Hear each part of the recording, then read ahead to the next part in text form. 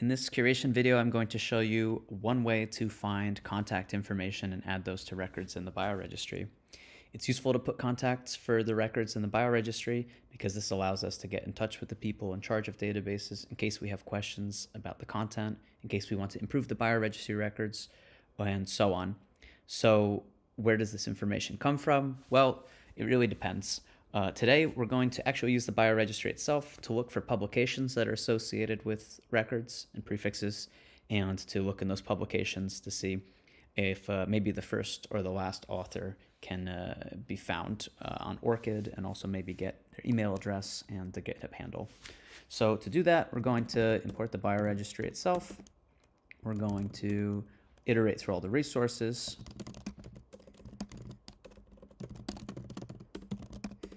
We're going to actually skip a couple things. So if the resource is deprecated, for example, we're going to skip that.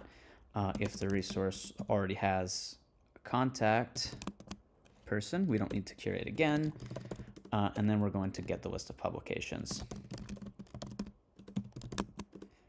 So if there are no publications, well, this isn't going to help us. But if there are, then we're in a good place. So we're going to just assume that most of the ones that have publications only have a single one. If there's multiple, yeah, we can try going back later. But let's just try getting the URL for the first one. So each publication has something like a DOI, a PubMed Central ID. This get URL is just going to get the best one. It's going to link for us. So let's keep track of all of these. And then let's do rows.append. And we're going to keep the resource.name. We're going to keep the prefix. We're going to get the resource name.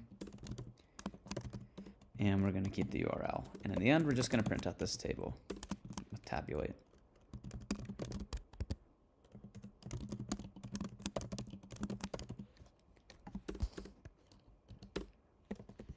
All right, let's go. Great, so there's plenty of resources that exist already where we might be able to use the information from the publication to curate the name of the person who's the contact. So let's just pick one. How about we try doing Brenda enzyme. So this is a pretty recent publication, so let's go directly to the DOI. Sometimes it's easier to get the email address of the corresponding author there.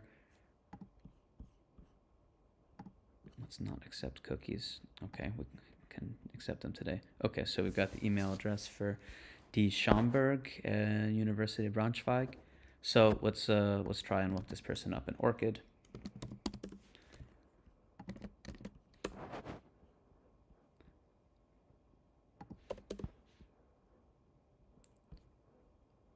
Maybe we're actually going to have better results on Google. Okay, Dietmar Schomburg. All right, good. So now we've got this person's ORCID ID. Double checking, they are mentioning Brenda on here. So we're in a pretty good situation. So how do we go now? We started with Brenda. We're going to go into the bioregistry JSON file. We're going to look up the Brenda record. We're going to add in our own field for contact. Inside the contact, we're going to put the name. We're going to put the email, we're going to put the ORCID, and we're going to give a try. Maybe we can actually find a GitHub account for this person, but not likely because this was a last author, and last authors aren't typically actual computational scientists themselves. So we've got Dietmar, we've got the ORCID ID for this person, and we found on the website, we found the email address. Now, this isn't a great email address because it's an affiliation one, but since this is the last author, this person probably isn't going to move institutions ever. On first authors, it's a little bit finicky to take institutional emails because they probably will move institutions at some point. All right, and the last thing is we're going to go onto GitHub and we're going to try and find this person.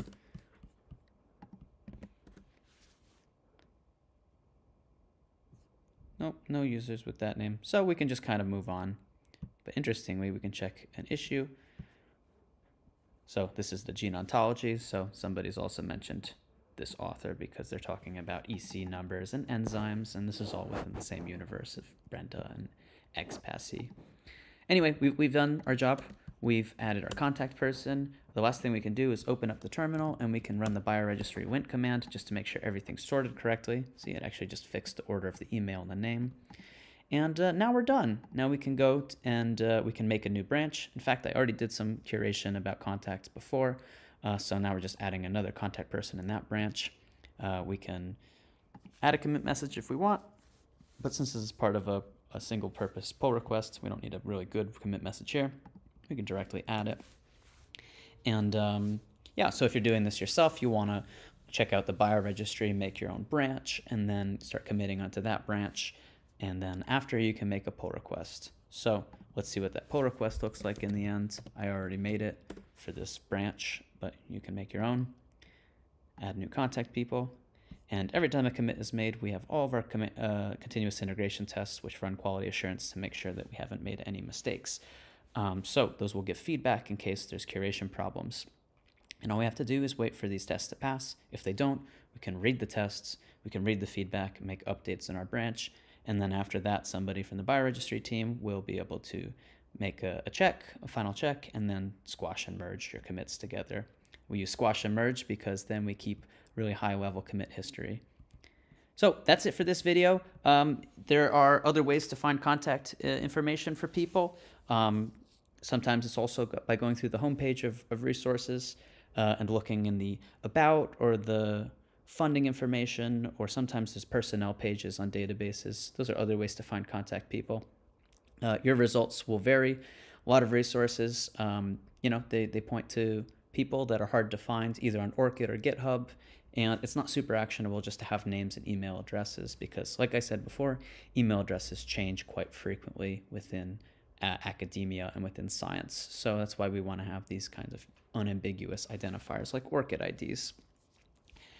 Happy hunting, good luck curating, see you next video.